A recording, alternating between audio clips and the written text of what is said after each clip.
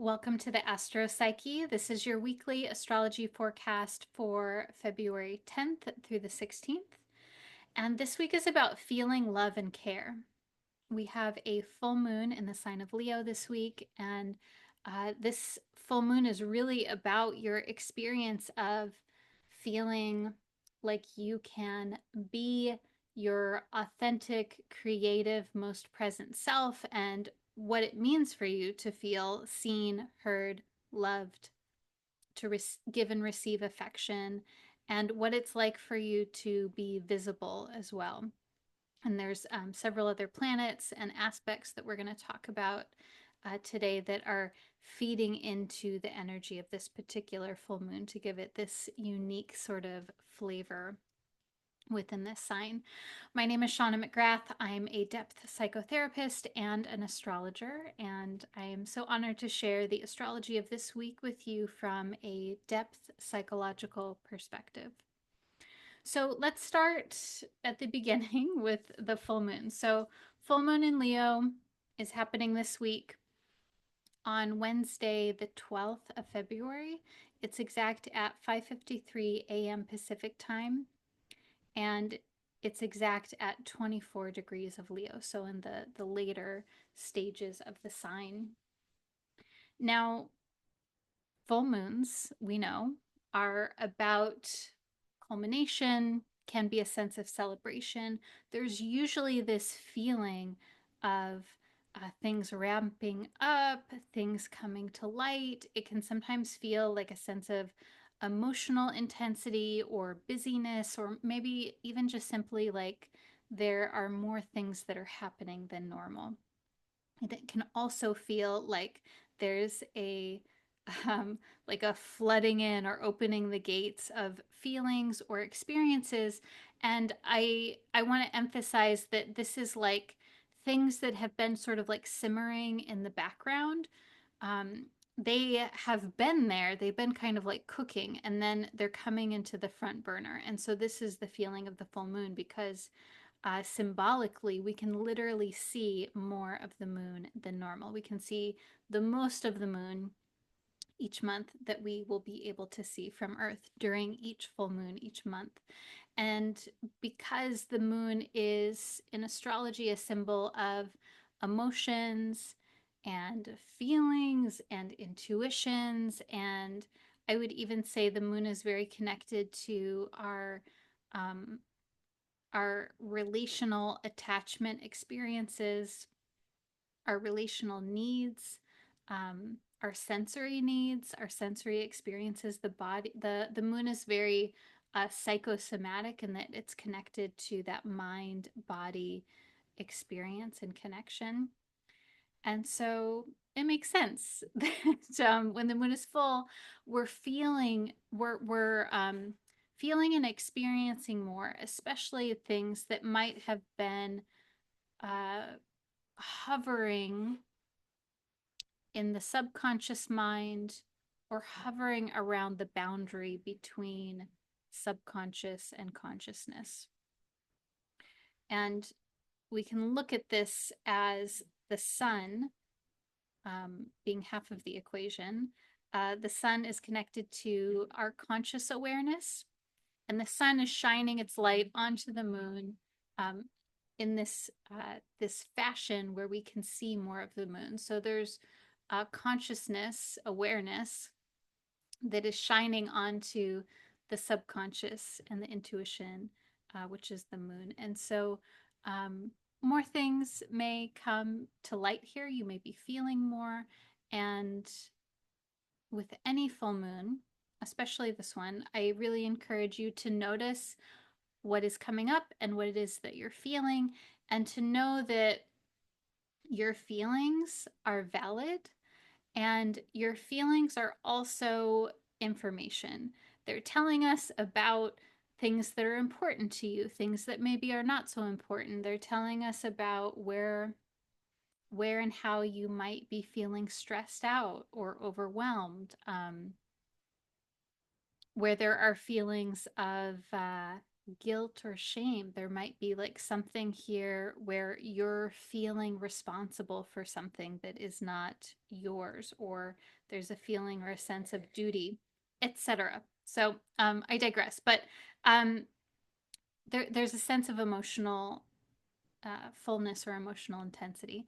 And this is at the midpoint of the week. So this week, I would say even in the weekend prior. So as you're listening or watching to this, as you're listening to or watching this, you might already be feeling this like ramping up. So we're ramping up. And then Wednesday morning, Pacific time, is the full moon. It's that we can see and feel and experience the most. And then in the days following, there's this uh, gradual, very slow, gradual exhale and releasing process. And so, uh, this full moon being in the sign of Leo brings up Leo themes. And so, Leo being a fixed fire sign, first and foremost, fixed signs are about rooting into things, they're about developing on something that has already been initiated. It's really this process of continuing or elaborating or rooting further into something. And in Leo, this is rooting into or developing our passion and our instincts, and that fire, that fiery quality of the things that we're drawn toward, the things that we're moved away from, and um, this sense of enthusiasm for life, I would even say. Now, more psychologically, Leo is really about our experience of authentic self expression and how we are received by others, like this, like interchange, this interplay of we have an offering and then we receive something. We offer something of ourselves and then we are received, and we um, have an experience of how we're received um, based on how we feel seen or heard or appreciated. Um, when it comes into more intimate relationships, this is really about how we feel um, loved, how we feel validated, how we feel affection in our relationships. And um, this process, this reciprocal process of giving and receiving love and affection and attention. Uh, Also, Leo is often very connected to our experience of being visible, being seen, or being out in the world in a way where we're perceived by others, and the joy and delight of that, and then also the vulnerability of that. And I think that with when we're talking about Leo in general, and this full moon in Leo, uh, there is such a vulnerability in authentic self expression. There is an emotional risk there always, because there is no control over how we will be received. And so I think this is where another theme of Leo that can come up is um, the difference between organic self expression, authentic self expression, versus performance or masking, versus like curating expression in order to be safe, or in order to gain a certain response, or in order to um, curate an experience for someone else outside of us. And of course, there are situations where we all have to do this in order to, again, like, live your life, feel safe, feel secure, etc. But I think that this particular full moon is is bringing us into an experience of, okay, when, where do you feel that you can really express yourself in a way that feels like the variety of authentic experiences that are you, that those can be expressed, that those can be lived, and not just that you can express, but that also you receive something. Um, you receive engagement from others based on what it is that you share. This is really important. And I think for Leo, there's so much here around this dynamic of the giving and receiving, and um, that feeling like, at least in some spaces, in some way, that you are received with love and affection and even delight. Like that is really essential when we're talking about Leo. Um, Themes that could also come up here are themes around um, leadership and having an impact on others or an impact in your community. This sort of goes along with the being visible component. Um, and another part of this particular um, full moon is that it's opposite Mercury. Very close opposition here because the full moon is happening exactly at 24 degrees of Leo. And at that moment, Mercury is at 26 degrees of Aquarius. So there's about a 2-degree difference opposition here. This, of course, means that Mercury is very close, just a couple of degrees away from the sun. And uh, though it's an opposition, which I think oppositions can sometimes be experienced as a bit challenging because there's this, it's really simply a polarity. And whenever we have polarities, there's an experience of oppositeness, of like not being able to have both things. And of course, sometimes that is the case. But I think that when we're talking psychologically or we're talking astrologically, we want to find a common shared interest between the two. And we want to hold space for both um, polarities. In this case, this is Moon Mercury, it's Leo Aquarius. We want to hold space for both of those themes to exist. And then holding space for both of those, there can be a space in between where something new comes into being. And so um, in this case, this is the moon, which is much more psychosomatic. It's connected to the feelings and emotions and how we do intimate relationships. I think too, like in a more I've been avoiding saying this because it feels more reductive. I think that the moon could be a symbol of our attachment style, our attachment needs. Um, I feel like saying attachment style feels a bit reductive because I think that, and when I say attachment, I mean like how we respond to people who are our partners, our family, our close friends, our chosen family or biological family, and how we navigate the experience of emotional closeness and um, how we manage our anxiety around the vulnerability of being close with other people. And so, of course, uh, attachment is more than just being um, in an avoidant or anxious kind of attachment. It's about the ways that we respond when we feel close with other people.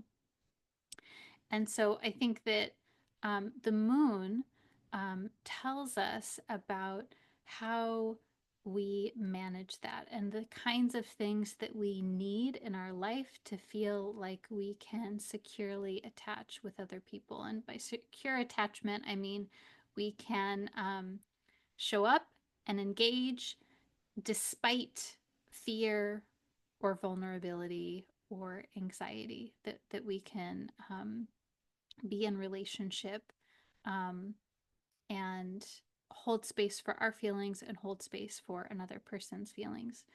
And so in this case, this moment, with this full moon, um, this is within the sign of Leo. And so this is connecting into collectively, regardless of your natal moon sign, this is connecting into um, the attachment need for love, affection, adoration, and engagement, and like really being able to express exactly who it is that you are, and to have like that be received and to have that be seen. And then the opposition of this, of course, is the sun in Aquarius, which the sun in Aquarius is um, so much more about um, the broader picture and the collective, and it's more about having this ability um, to feel a sense of, like, I would say, space or distance, and like being able to express and not require any feedback. I think whereas Leo is so much about that feedback, that like feeling seen being very important, whereas Aquarius is more like, okay, there needs to be um, zero requirements for feedback in a certain kind of way. There needs to be um, a sense of freedom. And okay, of course, also Mercury in Aquarius is where I was going with this. So Mercury is the mind, but it's more like the analytical mind. It's our thinking function, it's our executive function. And with the sun and Mercury opposite the moon, um, I think there's really this theme of like working out and processing and holding space for both your feelings that are more like emotional or body based, or I would say like even seemingly irrational, and even like your intuition or gut instinct kind of experiences.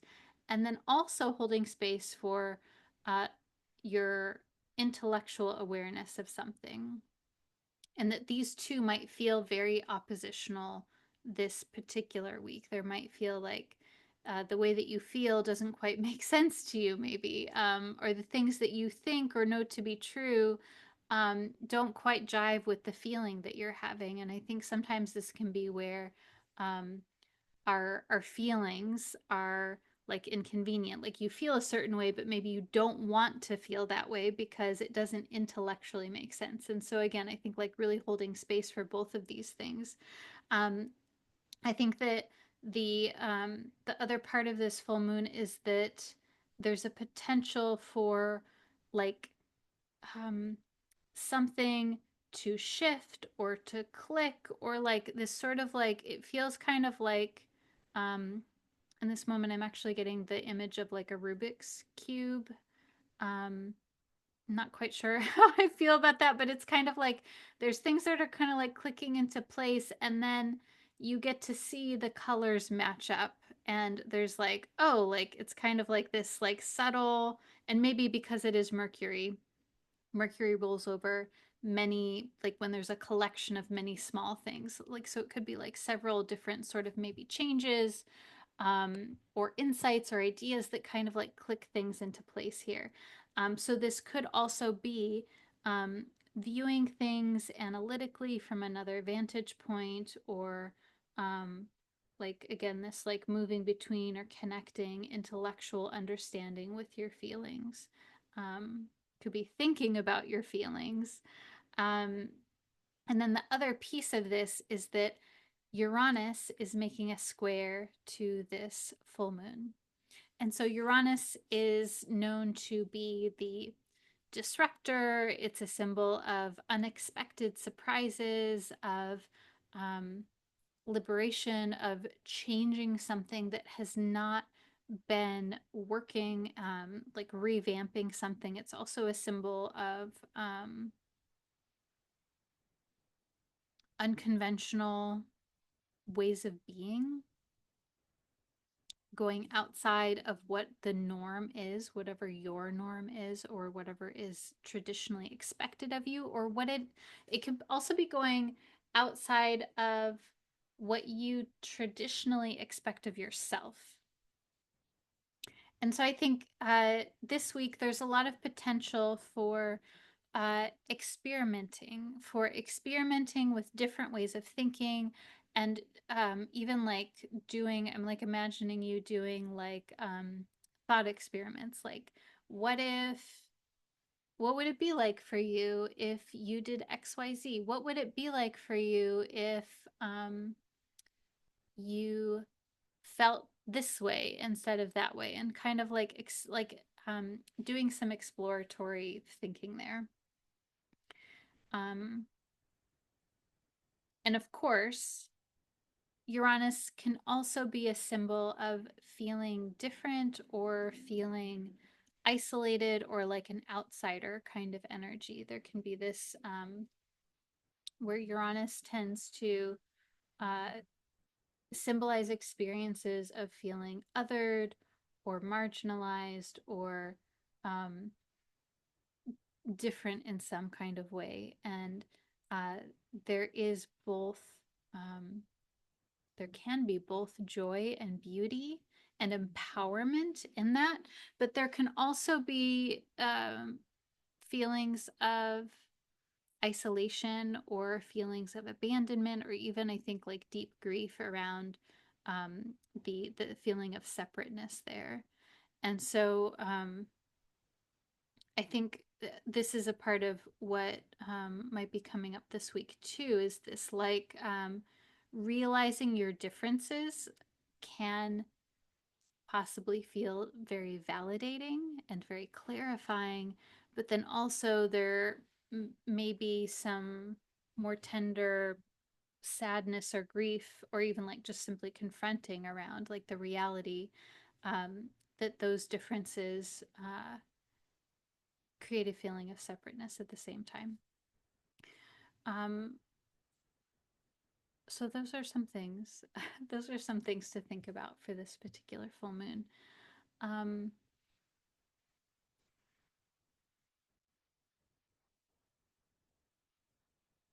yeah, I think I also want to say here too.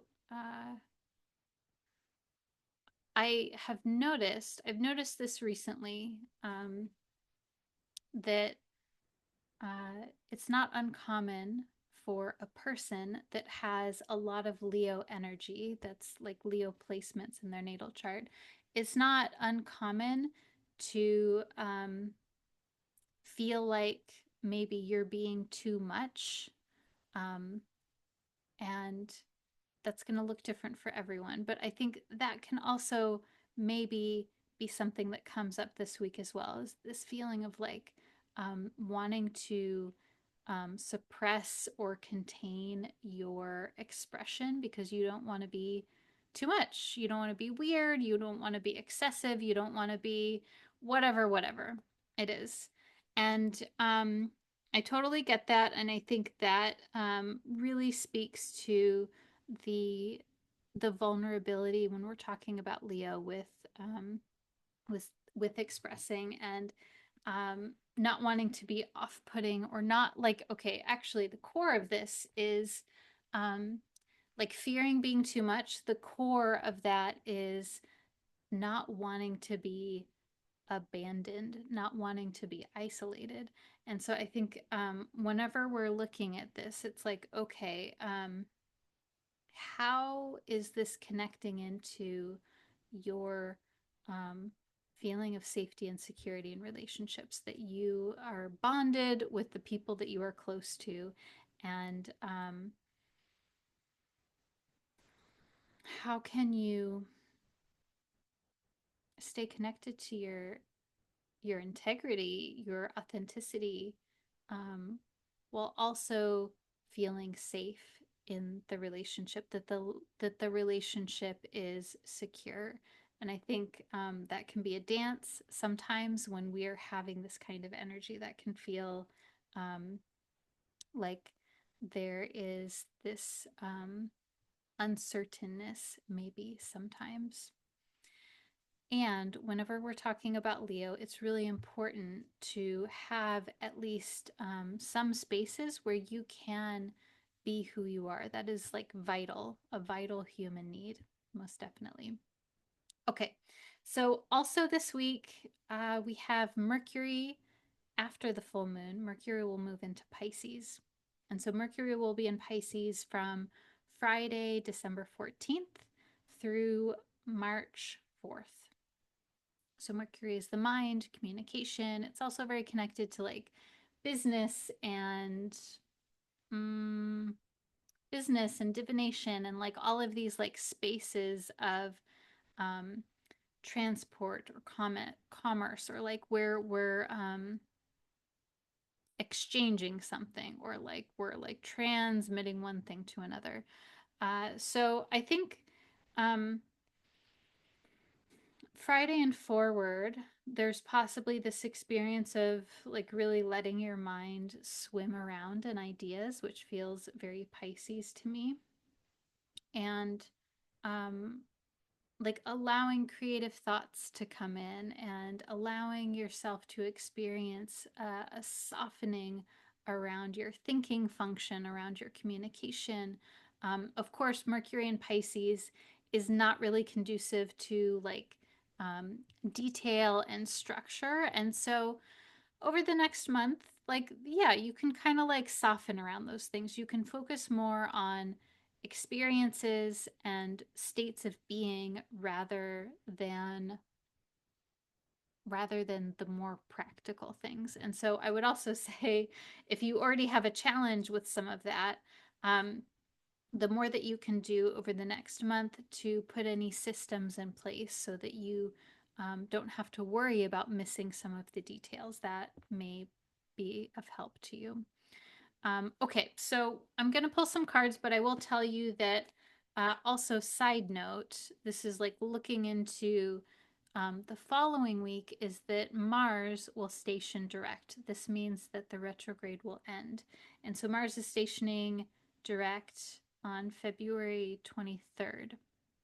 So we're not there yet, but we're kind of like I want you to have in mind that Mars is sort of like slowing down, getting to the place where it's going to station. So it's kind of like um, rooting into this place. And though Mars is not a very active or forward facing energy this particular week, it's still kind of like coloring the landscape or the background of the emotional tone this week. And so um so that's something to keep in mind. Okay. So I invite you to get into a place where you can feel settled, you can feel comfortable, you can feel connected to yourself.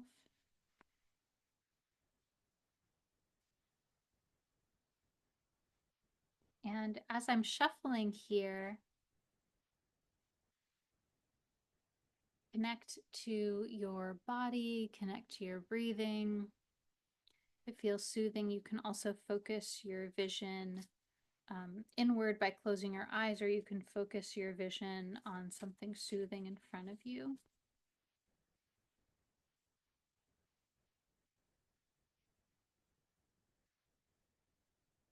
And you may wish to imagine yourself within a beautiful sphere of light. This light is protective and it also fully illuminates your energy and the space that you're in to make things clear, cleansed, and protected. You may also wish to invite in the presence of your spiritual guidance team, ancestors, angels, whoever, whatever it is that you have that connection with.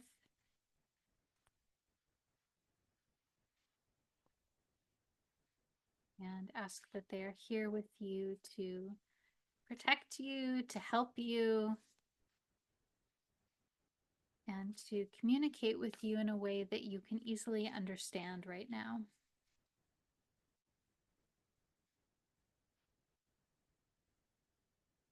Okay.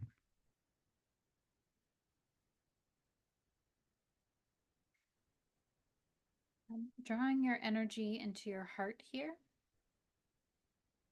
And with this very gentle, soft, curious wondering, maybe there is a question or an inquiry. Maybe you would simply like general guidance.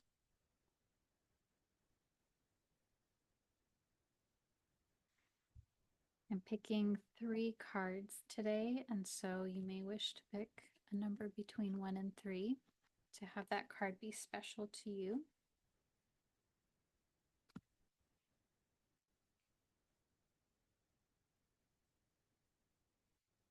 Okay. Got it, got it, got it.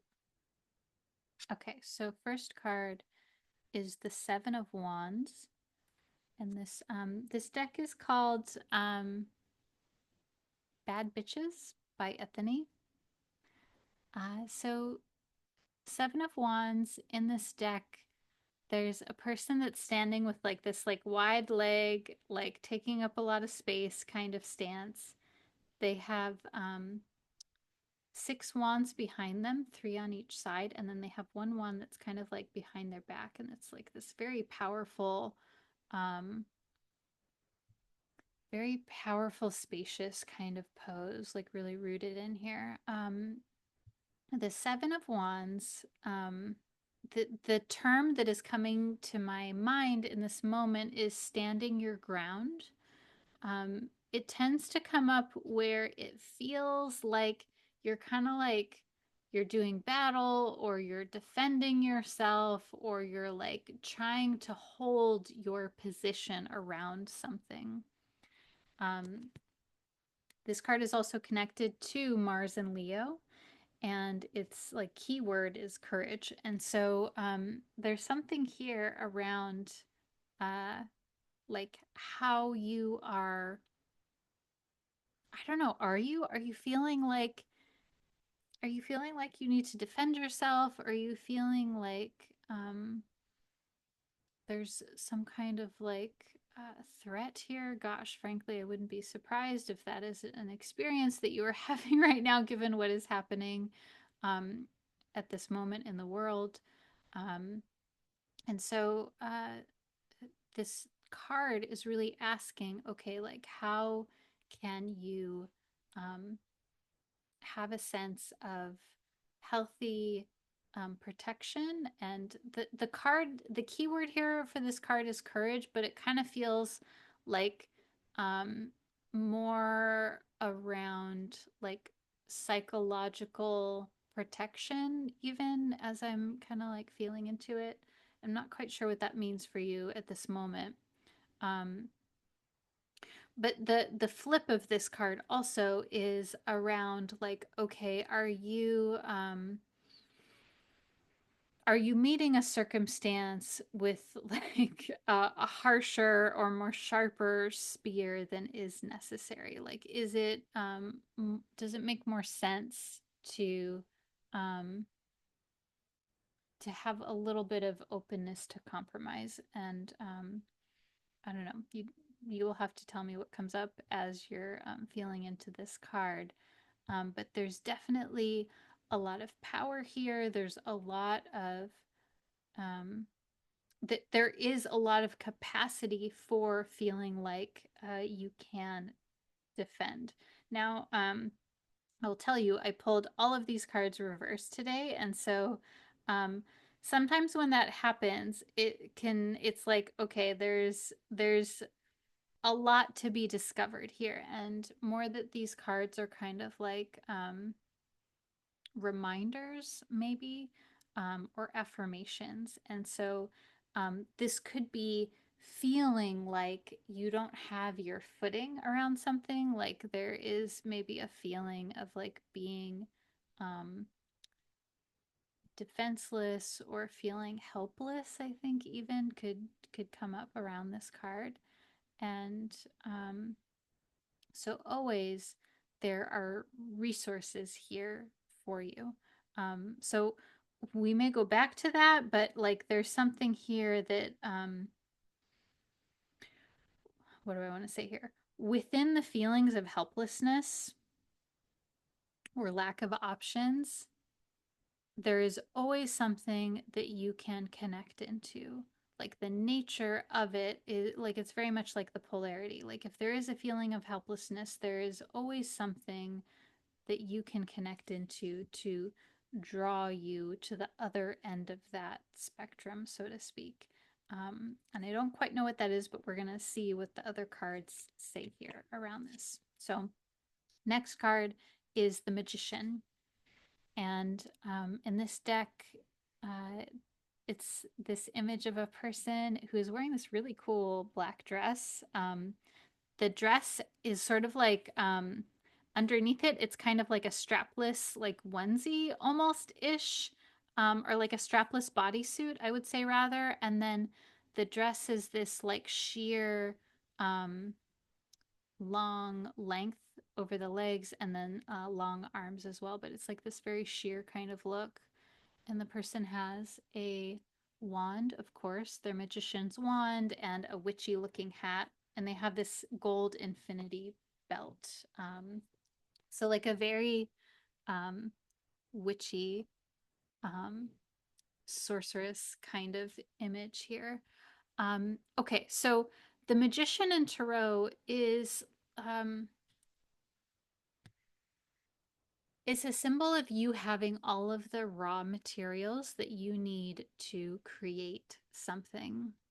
The nature of magic is that it is a practice um, of using what you have available to you, whether that is natural materials or your will or your word, your voice, even using what you have available to you via natural means to invoke a supernatural experience or to invoke a supernatural effect. So it's using what you have here, like in the physical world and physical reality, whether that is um, assets that you have or simply your voice. There is, I don't know why I'm thinking about this right now. I don't think about this very often, but there is a form of magic from like Ireland and the Celtic Isles that like literally is spoken word, like in the form of like poetry, and it's sort of I think it's called roches or roche or something like that, and it is like a magical spell, so to speak, that's like spoken via the spoken word, and it's the parameters of it are in a very particular way, but it's literally simply the voice and the words and the way that the words are formed that invoke this magical practice or a magical outcome. And so I'm emphasizing that right now because it's like a person can do that without literally having any materials, any like even not even like a magic wand or um, herbs or anything like that. And so the magician card in Tarot really reminds you that you have the things that you need to create something extraordinary, to create something that is more than simply the those materials collected together. The magician is so connected to alchemy and alchemy in that we mix some stuff together and then it creates a whole new thing. There's this whole new um, product or effect, and it's like, frankly, magical. Um, so, like, quite an empowering and encouraging card. Um, the magician is connected to the planet Mercury, and I think it's interesting that this particular full moon is so connected into Mercury. And so as I'm reading these cards as a group, also, um, we have this Seven of Wands where it's like there's something here around like feeling the need to defend or protect, or kind of like not feeling like your footing is sure, not feeling like things are safe, maybe. But then there are resources here. There are a lot of resources. You have the capacity, you have the things that you need, even if it may not feel that way. Um, or possibly um, there's a need to seek out what it is that you need so that you can feel more of a sense of empowerment and courage and safety. Now, the last card here is the Nine of Pentacles.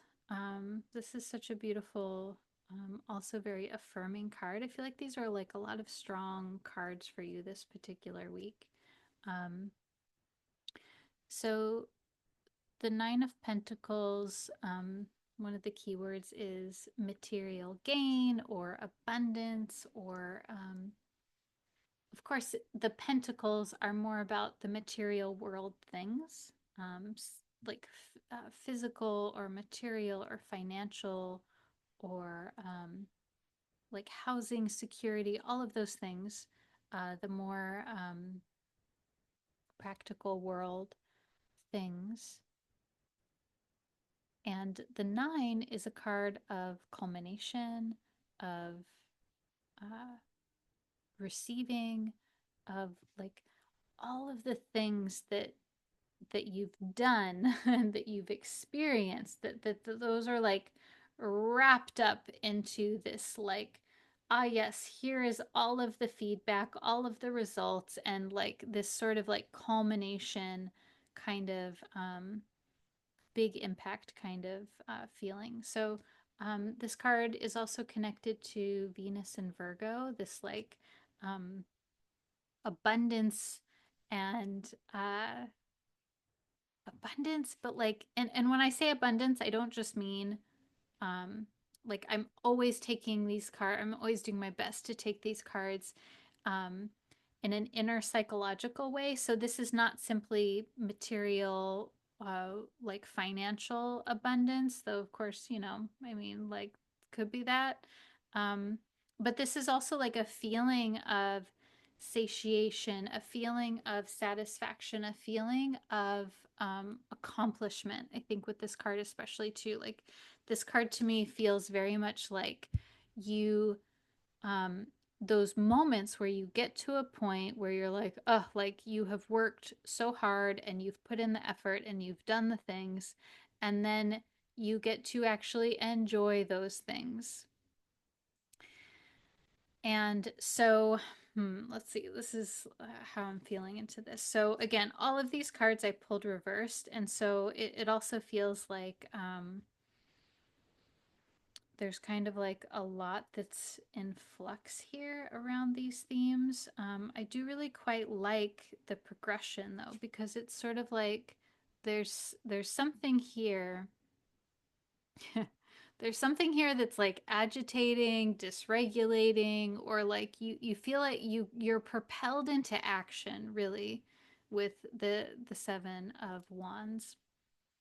Um, Propelled into action, propelled into movement. Like there is something that needs to be done here.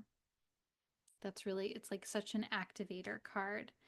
And then um, there's this seeking of, possibly seeking of resources, or there's this maybe the magician is like you entering into a transformational process. And I'm kind of feeling this, like, especially Mercury's involvement in this full moon, and Uranus being square this particular moon. Of course, it also means that Uranus is square to Mercury. This, like, you're whatever happens here to activate you or agitate you, it um it uh, triggers this movement towards transformation, this like alchemical process. I think, side note, I think whenever we get this card, it also is an invitation to do any sort of ritual or magical practices that you're, if you're so inclined, um, or any sort of like practices where you are taking an action that is symbolic, because that's really what the essence of magic and the magician is it's like doing something like such as something as simple as like lighting a candle and thinking a thought and intending that that thought will continue to illuminate and grow throughout the day. Like lighting it, this is super simple, but simple is often very powerful. Um, like lighting a candle at the beginning of the day and having an intention for your day to be uh, blessed, illuminated, rejuvenated, and that that light symbolizes the light inside you continuing to brighten and to vitalize your energy. Something like that. Anyways, I digress. Uh, there's something here you're called. You're called, maybe always, of course, take all these things with a grain of salt. There's a calling to initiate something, to move into transformation, and via that process, there is something that you receive. There's something that you receive. There's a sense of completion or gain, or like, gosh, the Nine of Pentacles to me is so much about like being able to relax and this might be moving into a state of more security or relaxation or regulation, and that you get to find a way to create that for yourself. All right. That's your forecast for this week. I hope that you enjoyed this, and I always love sharing these with you and hearing what comes up for you. I am wishing you a most easeful week and a lovely full moon, and I'll see you soon. Bye.